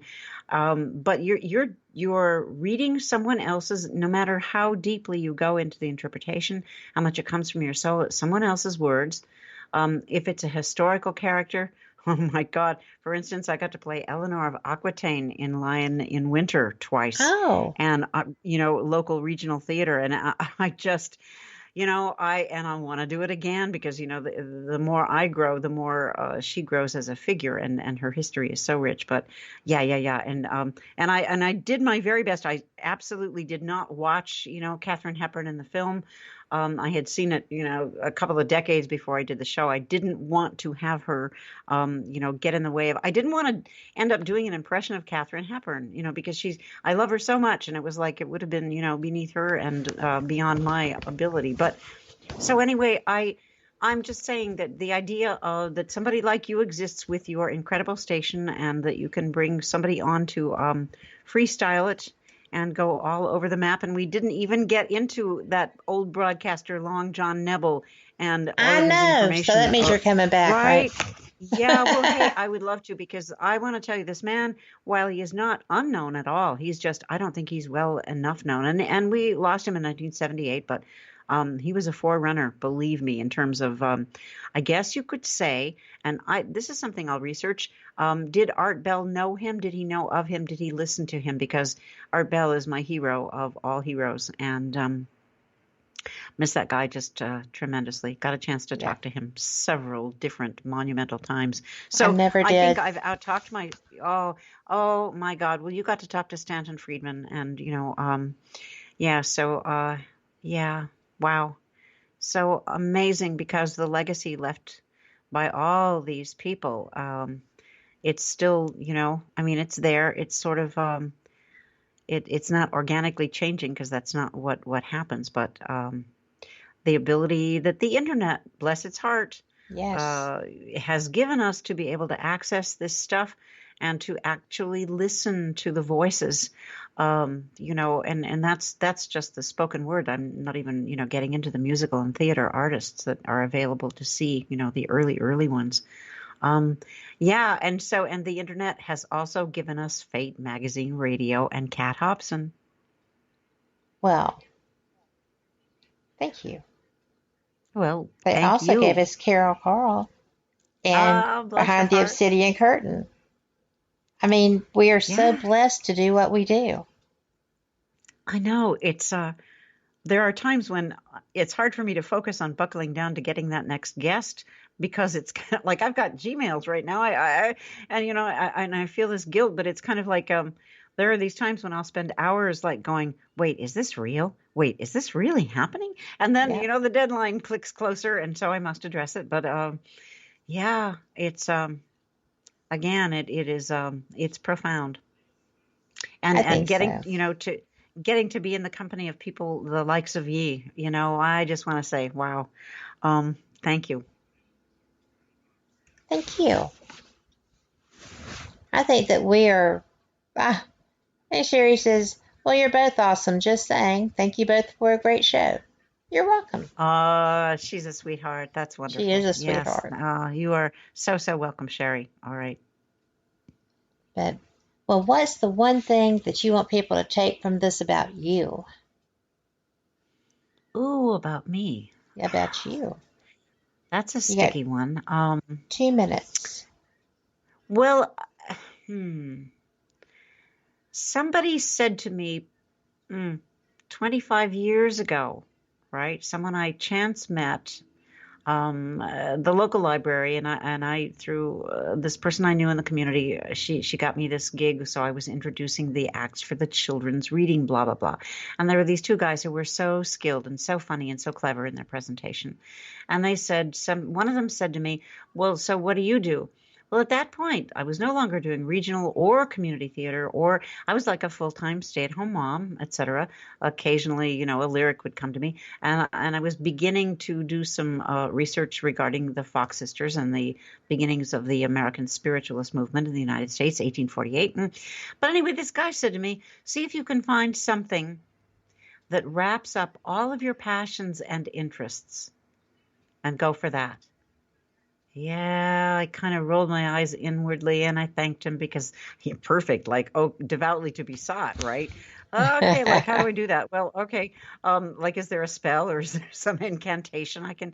Well, anyway, so time marches on, and I found through a set of circumstances that are too long to go into now, but it was, suffice it to say, the best worst thing that ever happened to me landed me in the Inception Radio Network chat room. And I began to participate in that back and forth.